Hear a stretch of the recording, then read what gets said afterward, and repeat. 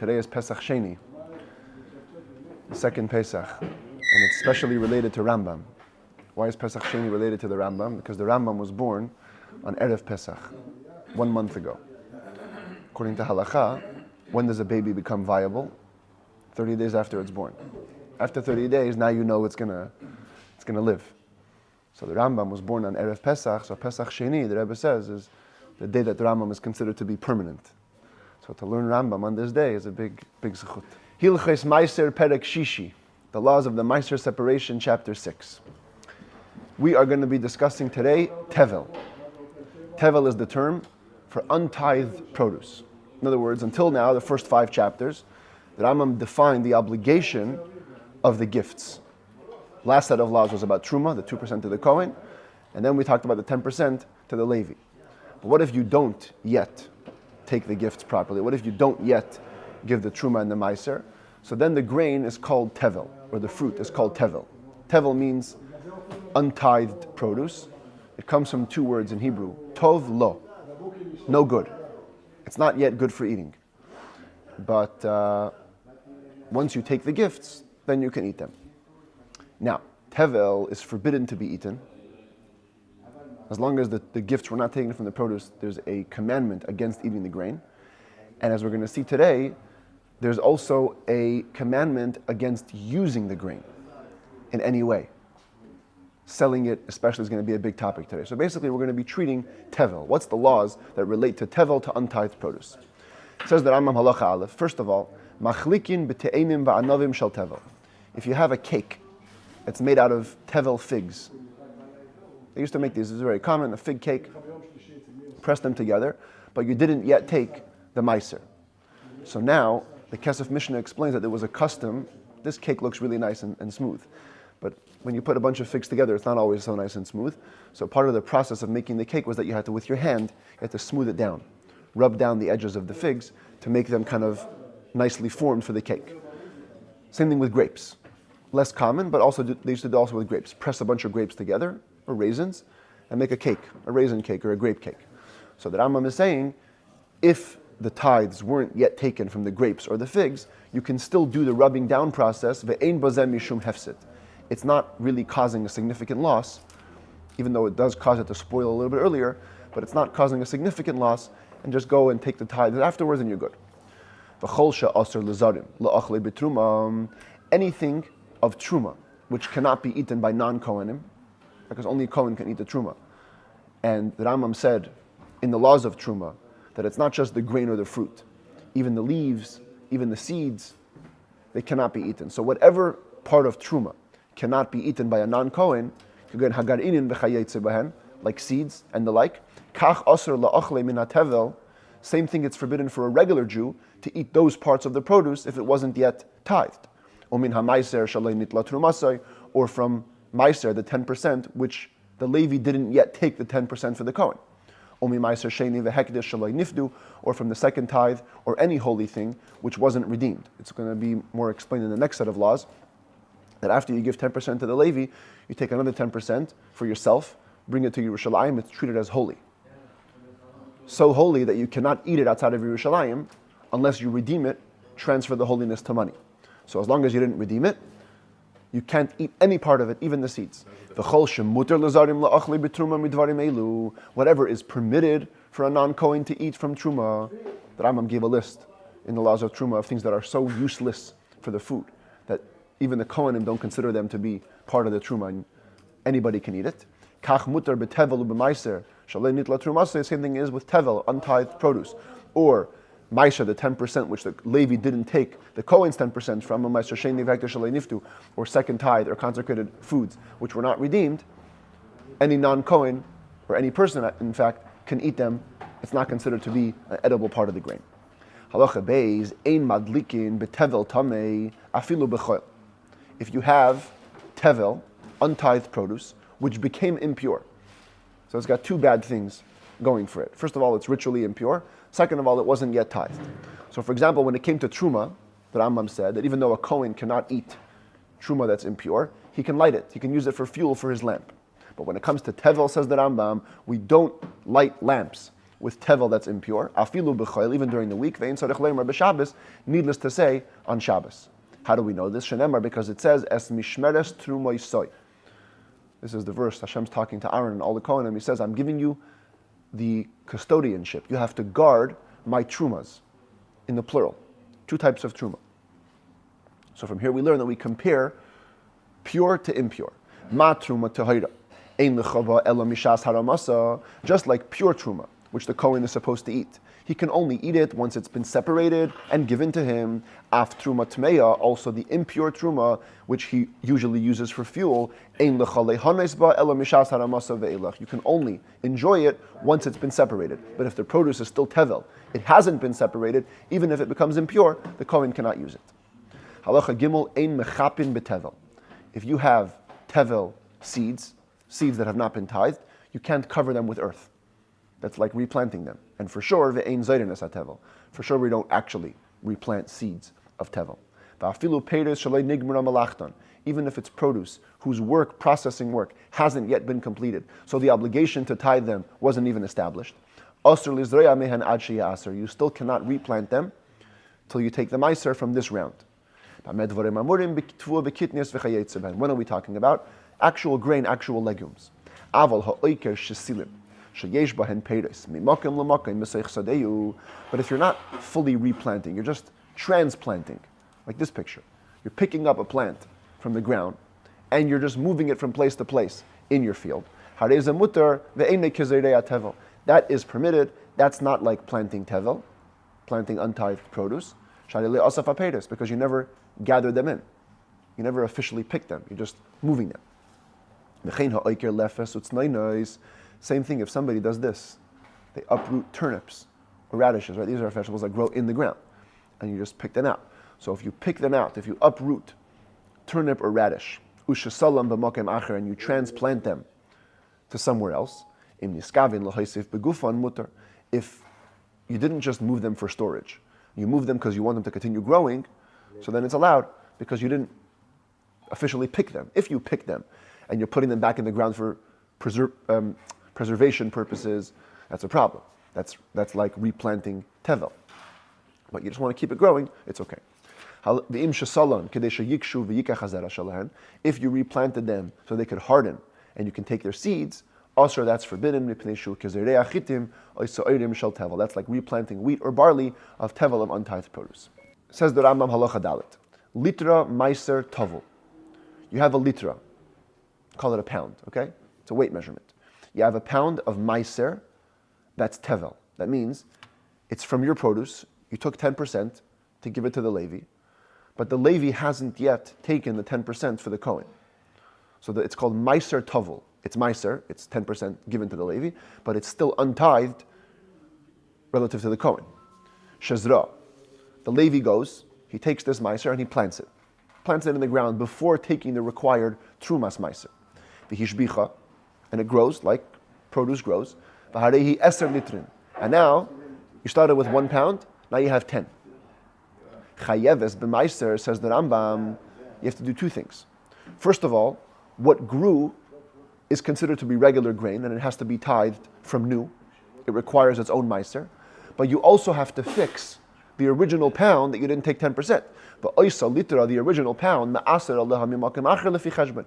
You have to take a tenth from somewhere else, proportionally to how much there was in that pound, 10% of the Kohen.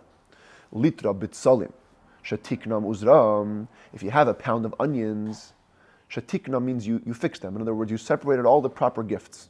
Kohen, Levi, you took care of it. And you replanted them. Even though, as we're going to see in a minute, the onion bulbs stay in the ground, so it doesn't decompose, you don't have anything fully new here. When deciding how much Maaser to take, you don't just go by the proportional additions that came as a result of the growth. You take everything into account, and the total number you take a tenth. What if you have other types of seeds, not onions, other types of seeds, plants, garden plants, which reached a third of their growth, which means they're obligated to be tithed. Umerchan, and you made a nice pile out of them. V'isran, and you took the tithes properly.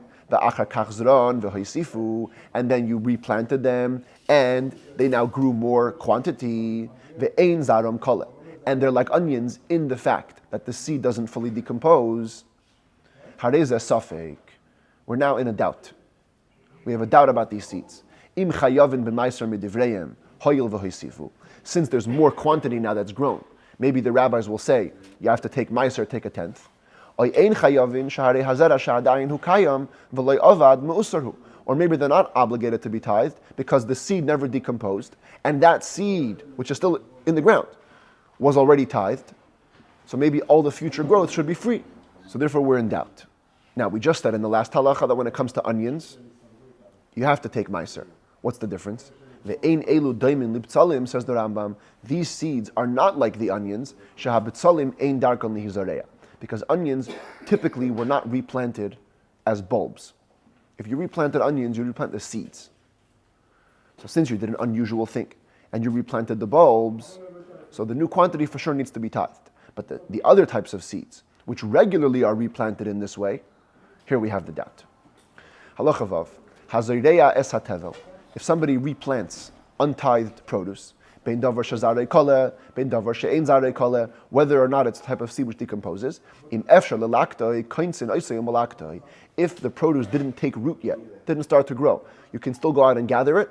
The rabbis will fine him, will penalize him, and force him to go gather it all in. But if it already began to grow, at this point, we're not going to obligate him to uproot the plants. And whatever grows is fully regular produce. But if it's something which doesn't decompose,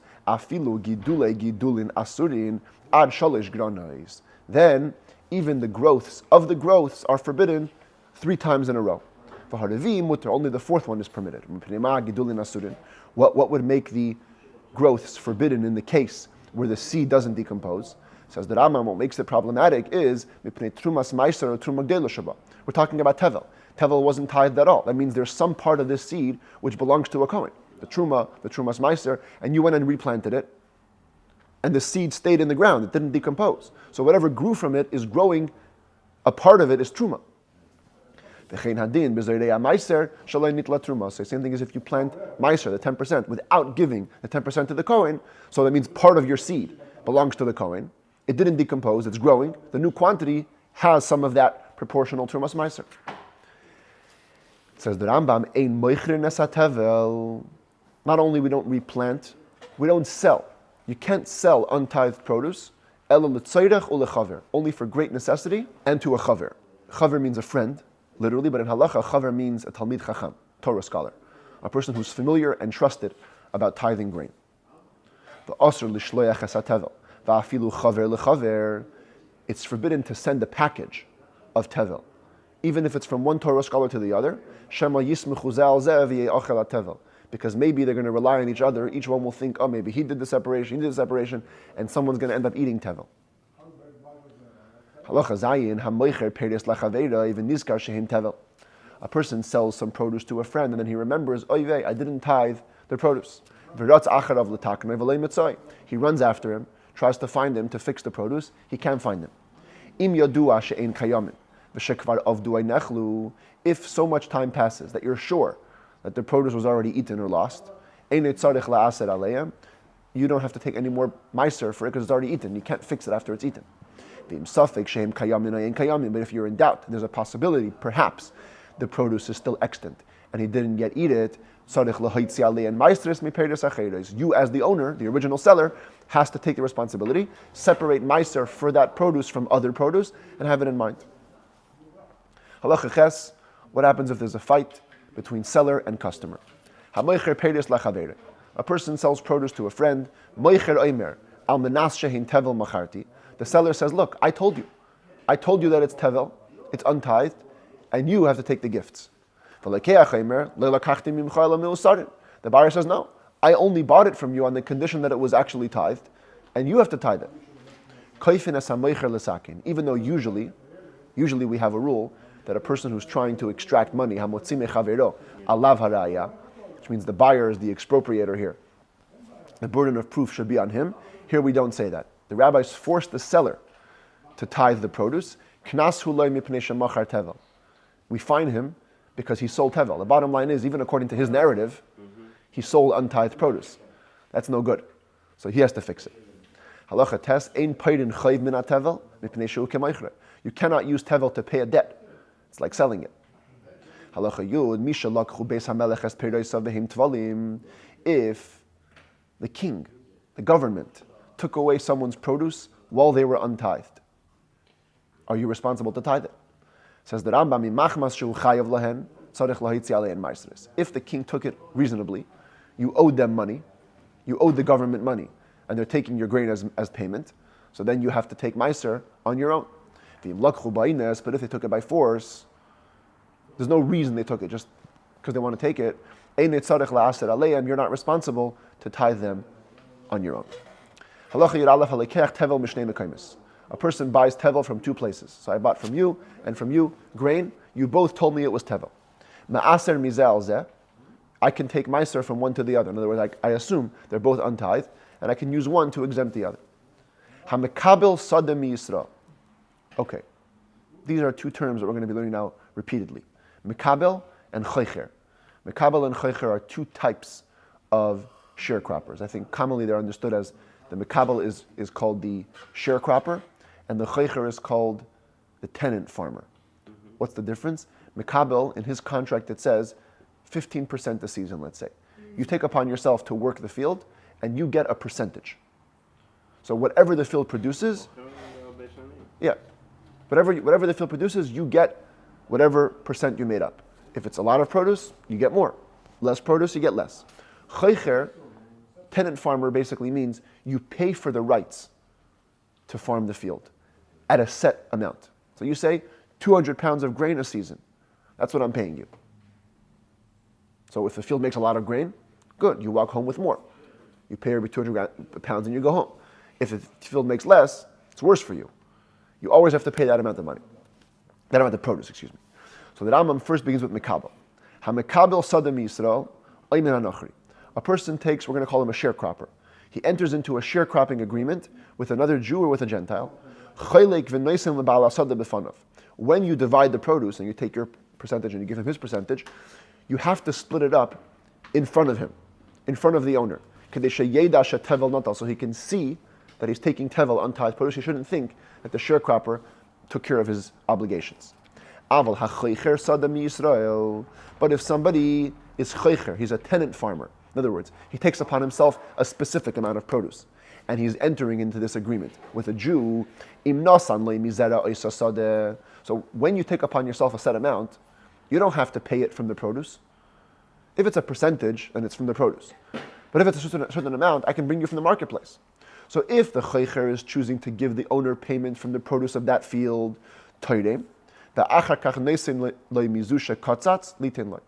first must take the tithes, truma, just the truma, and then give the owner whatever you decided to give him. And the owner of the field must take Maaser for himself. So you do truma, he does Maaser. But if you chose to pay out your obligation with other produce from a different field or different species,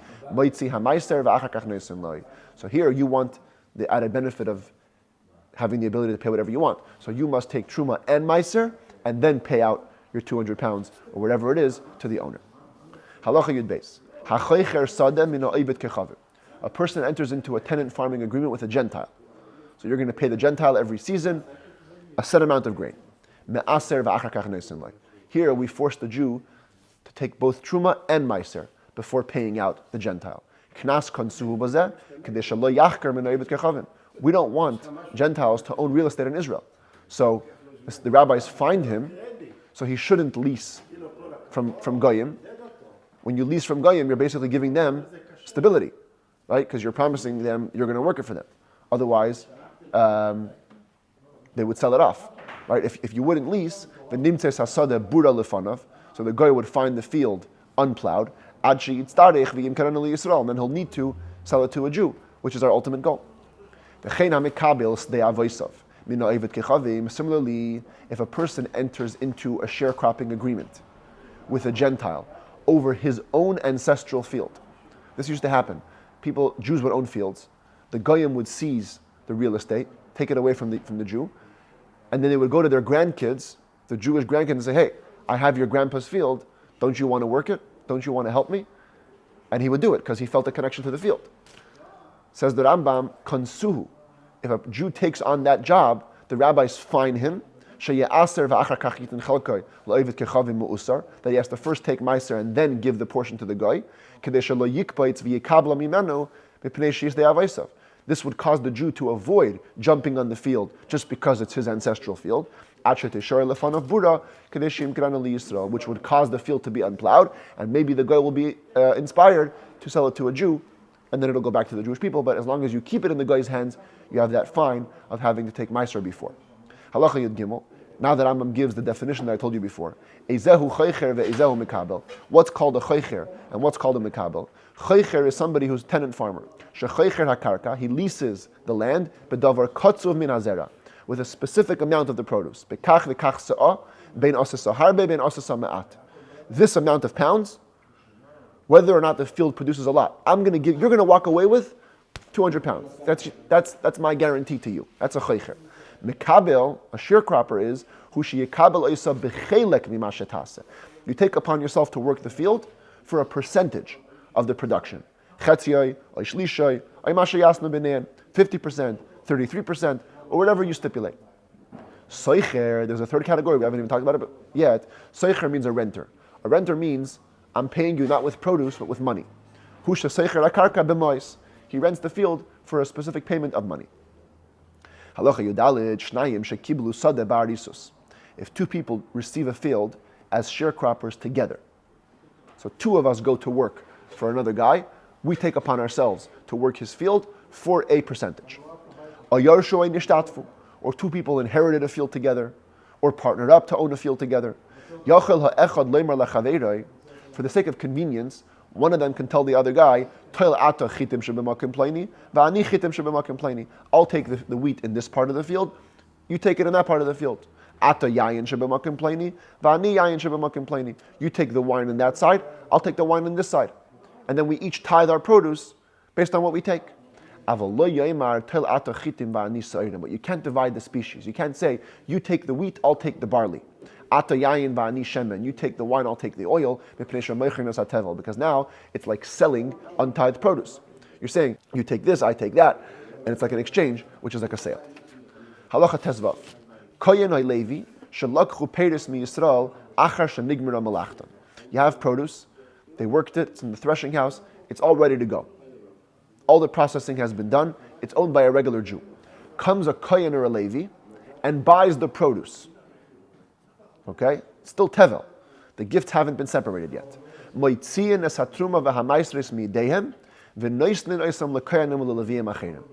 So we smell the trick. The Kohen and the Levi are buying the grain. Why? Because they want to take the gifts for themselves. I'll buy the untithed produce. I'll take the truma. I'll give it to myself. I'm a Kohen or a Maaser. So the Rambam says no. If a Kohen or Levi does that, we take away the truma and the Maasers and we give them to other Kohenim and Leviim. Knasu lahem. It's a fine. We penalize them. We don't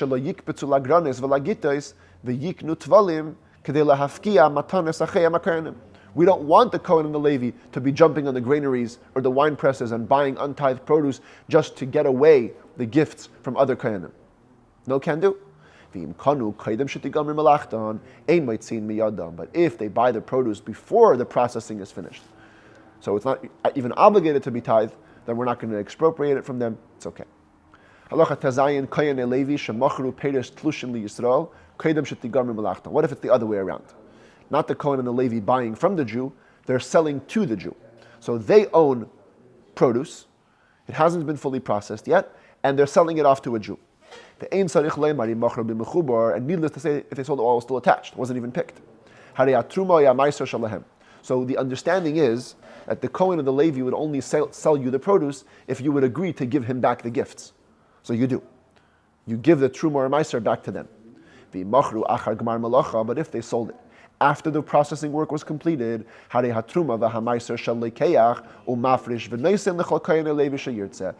and the maaser belongs to the purchaser, and he can, of course, have to separate them, but he can give them to whoever he wants.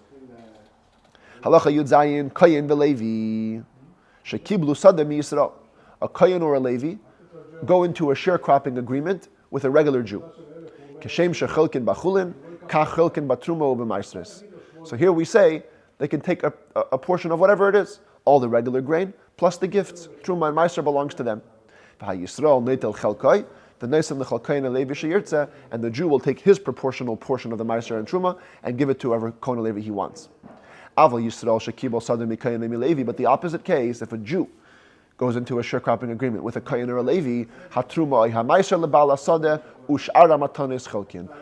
and Maaser stay with the owner of the field. He's the Kohen of the Levi. The presumption is he wanted to keep it for himself. The other stuff, the second tithe for the poor, those they can split. If a person goes into a sharecropping agreement about olives with the intention to produce oil, whether it's the Jew, regular Jew, being a sharecropper working for a Kohen or a Levi, or a Kohen or Levi is working for a regular Jew, here we divide everything down the middle, the regular oil and the Truma and Maaser oil, because oil is important. It's an important commodity. Halacha Yutes. A Kohen sells a field to a regular Jew, and he says, look, I'm only selling you the field on condition that the Maaser will always go back to me. That's my stipulation before the sale. That's fine. When you say on condition, it's basically like the Kohen still owns part of the real estate. Wherever the Maaser grew, he owns that part. If the Kohen dies, his son doesn't get the rights. He's like any other Kohen. Now the Jew can give it to whoever he wants. If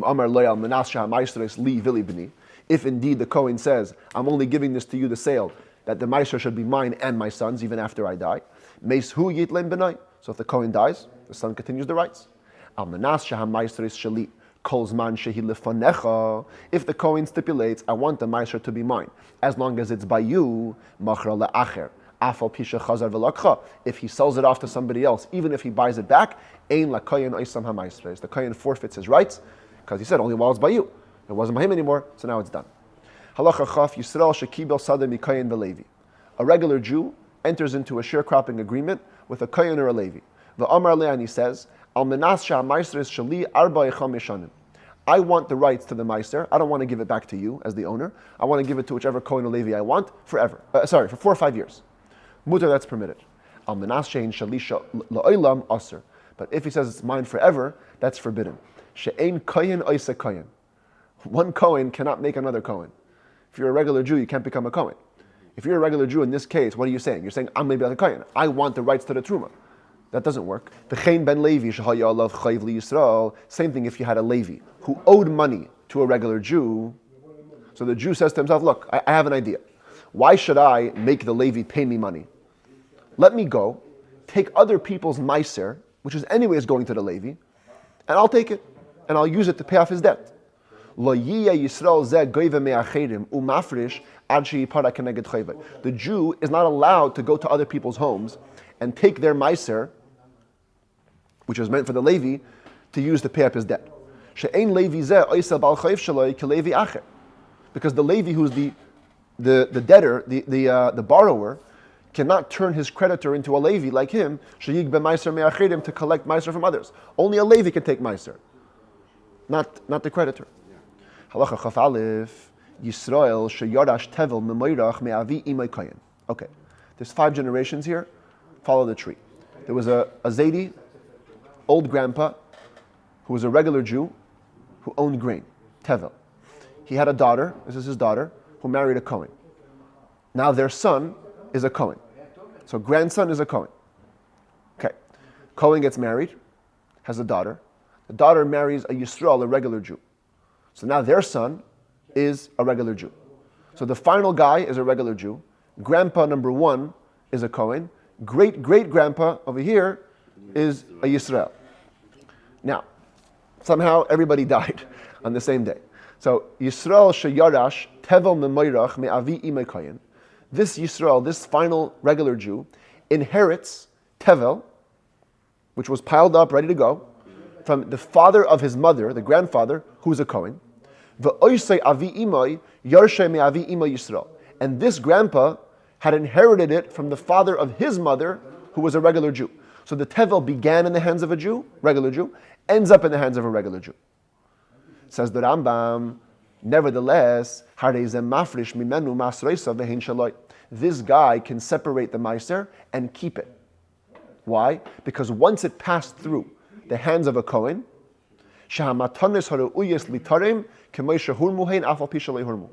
gifts from produce that are meant to be separated are as if they were already separated, even if they weren't yet separated.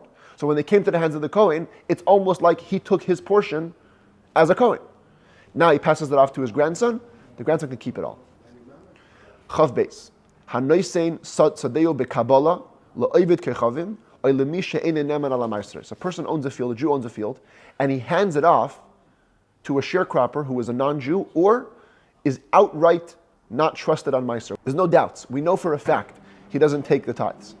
Even if the grain or the produce didn't yet reach the proper time when it has to be tithed, you must take responsibility and take Maaser for them, because they're not going to do it.